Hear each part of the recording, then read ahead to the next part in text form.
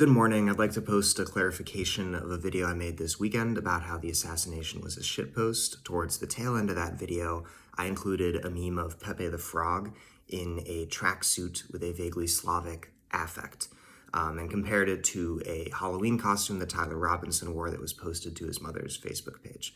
I did that comparison because it was trending on X, the Everything app. There are several tweets that had discussed that. Keeping within that frame, I argued that Gopnik Pepe was not a Groyper meme, and that dressing up as him did not indicate any Groyperness. Pepe the Frog is very different from the Groyper frog. But it's not clear actually that was the Halloween costume. It may have simply been a squatting Slav, which is another meme that doesn't have any Pepe involvement necessarily. So it's even less of a case for him being a Groyper. And it fits into a general pattern with a lot of these memes where they are additive and accretive.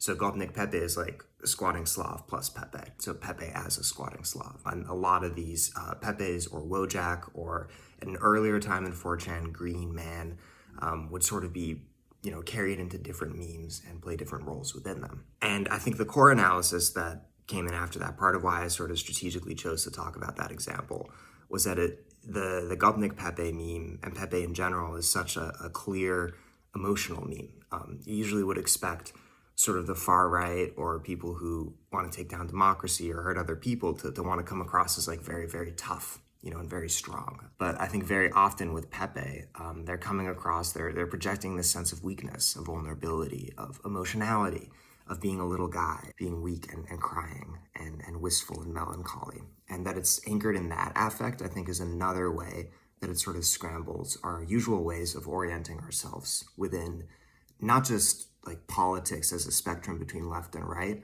but politics as like a set of affects and postures and sorts of vocabularies for the way we are.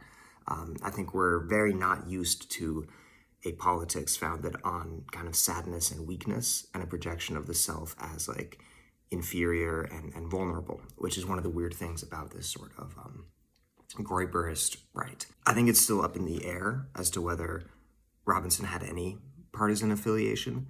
But what I will say is that if he's of the left, which itself is sort of a vague classifier, he's closer to a Groyper than he is to Hakeem Jeffries.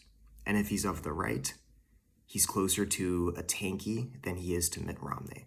Like there's a certain span of politics where you go to where it's just nihilistic, it's so online, and it's sort of beyond the traditional vocabularies. And I'd say this whole conversation about what camp he was in is really counterproductive and sort of dangerous for our democracy, because ultimately political violence shouldn't happen. It doesn't matter who does it.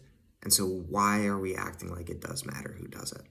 That fact is what troubles me a lot. And I'd also say my awareness and research interest in the internet sort of leads me to think that the people who are like on Meet the Press debating this have no idea what's going on. And to the extent that politicians, particularly ones on the right, are talking about it, I think it's pretty clear what they want to accomplish by painting him as being of a particular side.